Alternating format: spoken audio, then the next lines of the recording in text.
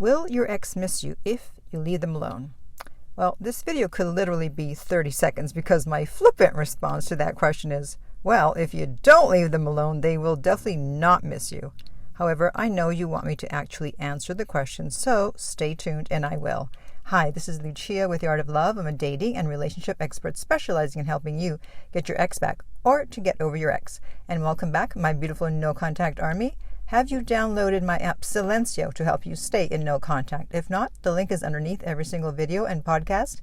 And if you too would like to join our beautiful no contact army, and it is beautiful, I've seen some of my followers, they are very attractive, then all you have to do is hit the subscribe button and the bell notification and you're in.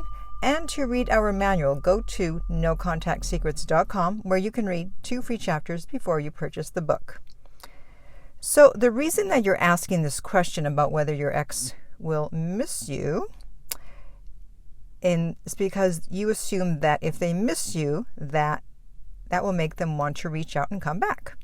But what you're really asking is, will they finally realize what they had? Well, are you worth having? I mean, if you were a bad partner, what's to miss?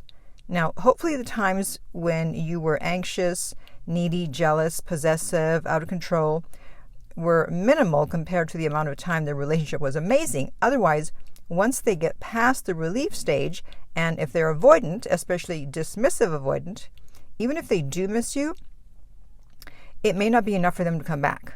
I know you don't want to hear that, but I'm not here to sugarcoat things. I'm here to tell you the truth.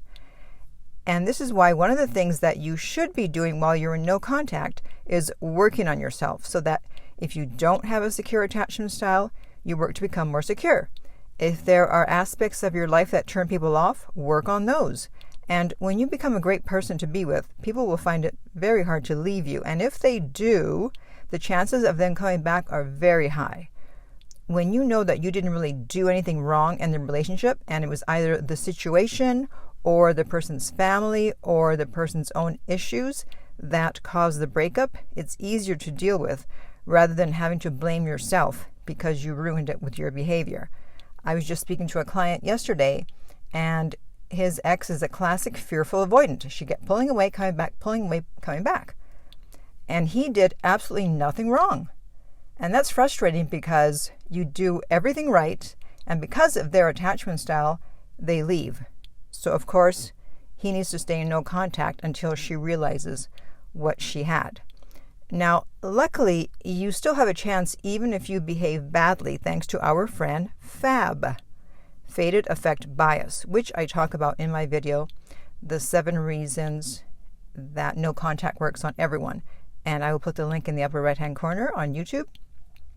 And basically what it means is that as time goes by, we forget the bad memories associated with a person or situation and are only left with the good memories. I think this is the mind's way of protecting itself. But in order for this to happen, you have to stay in no contact to allow them to get out of the relief stage and eventually get to the point where they will miss you. And people are afraid to do no contact because they think that their ex will just move on and forget about them. And they want them to miss them. And I did a video on this topic, and I will put the link, of course, in the upper right-hand corner. So, of course, this isn't true, but you're coming from a fearful mindset where you see everything the opposite of what it is. It's like the upside down and backward world in Alice in Wonderland. That's why it's good to get an outside perspective to shed some light on your situation. You literally can't see the forest for the trees. That's why no contact is so important, because it allows you time to step away from the situation and begin to see things as they really are, which is harder to do when you're actually in the situation. You get a different perspective and you realize that you actually don't want your ex back sometimes. Now also, Mother Nature is playing you. It's causing you to have obsessive thoughts because it wants people to propagate. It does not give a damn about no contact. It just wants people to get back together so they can have sex and get pregnant and continue the human race. Do not let Mother Nature fool you. By the way, if you're finding this video helpful, please hit the subscribe button to make sure you don't miss out on any future videos. Thank you. So just because you haven't heard from them yet, Or just because it seems as if they are not watching your social media posts, it doesn't mean they don't miss you. And for all you know, they could be watching from a secondary account or have their friends report back to them what you're posting. Now, if you saw that your ex is on a dating app, you might be thinking, well, how could they possibly miss me if they're already looking for someone else? Well, actually, that's a good sign sometimes, because the fact that they're looking for someone else tells you that they actually miss you and the relationship. Otherwise, they would take the time to grieve and not go looking for a rebound, which is all that's going to be in most cases. So you have to let time do its thing and not interrupt the process by reaching out to them. They may have thought that their life would be better without you, but when they realize that it isn't, that's when they start to miss you. And I talked about this in my video about no contact and the power of time. And yes, I will put the link in the upper right-hand corner. So someone can't miss you unless there's been time and space between the two of you. And how much time and space is needed depends on so many variables, including attachment style, interest level, reason for the breakup, and length of the relationship.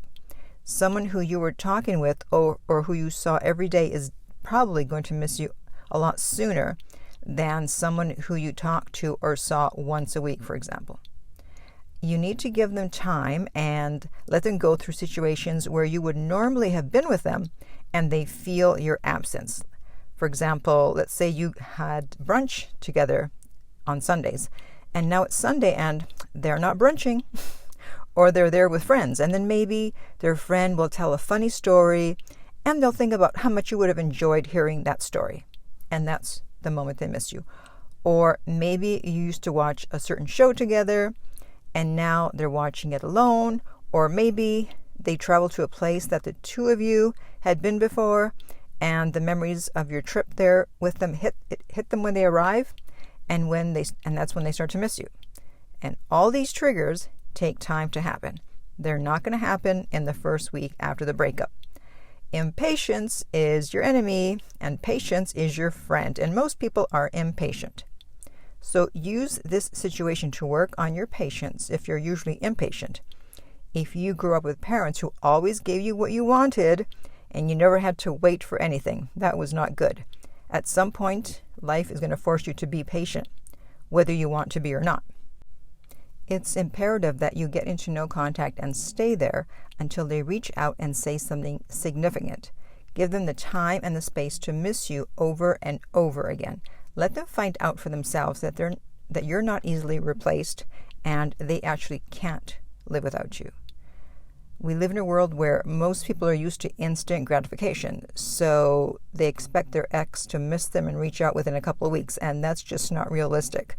If they do reach out and want to get back together in a couple of weeks, then it was a fake breakup. Usually it takes months and months to get an ex back, even when they realize that they miss you. It's a process.